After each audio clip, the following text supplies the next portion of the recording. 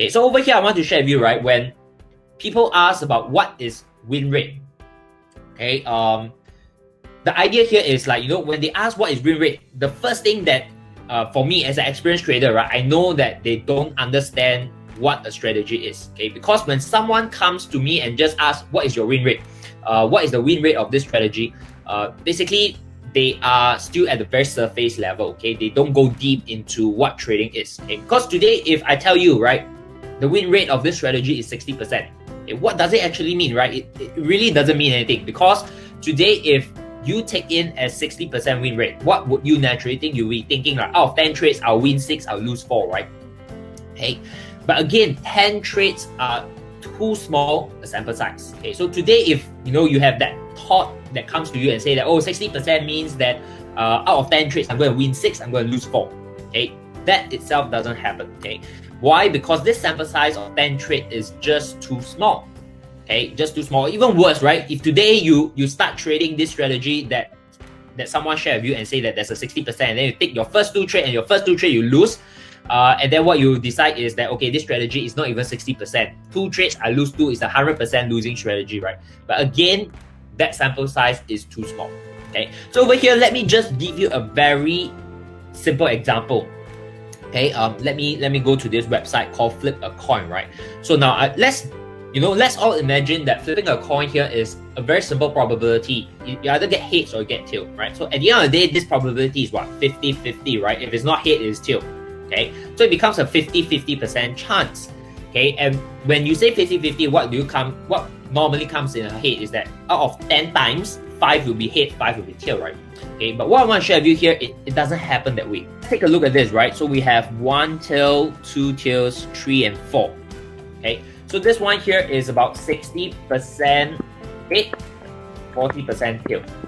Okay, in other words, this is like a 60% strategy, right? 60% win rate. Head is win, tails is lose. Okay, so now you realize that it's not really 50-50 because why? Number one, this sample size of 10 flips is just too small.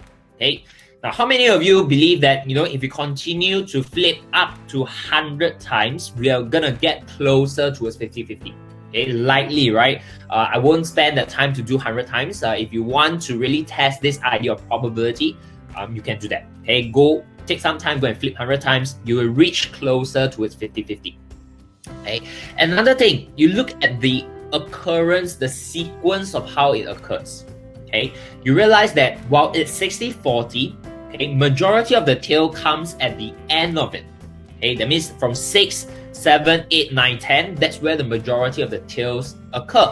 Okay, now this can also be easily the majority of the tails occur at the start of it. Okay, which means that in trading, right, while you might have a 60% win rate, it can be that a chunk of your losing trades comes at the start and a chunk of your winning trades comes at the back. Okay, and then if you sum up together, that's still 60-40. Okay, but many people don't understand this part. Okay, and what they think of is just, 60% means that I will win more than I lose, and then they just go in like 5 trades, 6 trades, and if they start to see some losses more than wins, they will come to a conclusion that this doesn't work, and then they skip and they jump to the next trade or next strategy. Okay, so today I want you to understand that trading is a probability game, and for probability to play out, it's a numbers game, and for numbers to play out, you need a proper sample size.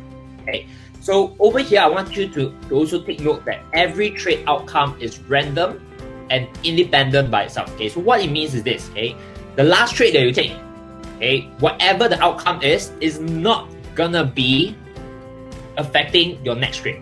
Okay, so last trade, if it's a losing trade, doesn't mean that this trade is going to be winning or losing. Okay, there's no relevance to it. Okay, that is independent. Every trade is random.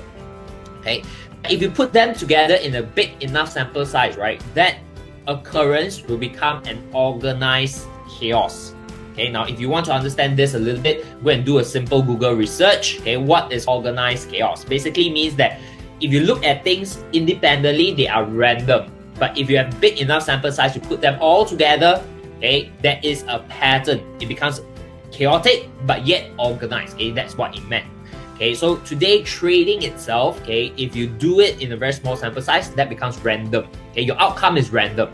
But if today you have a large enough sample size, okay, then everything becomes an organized chaos situation.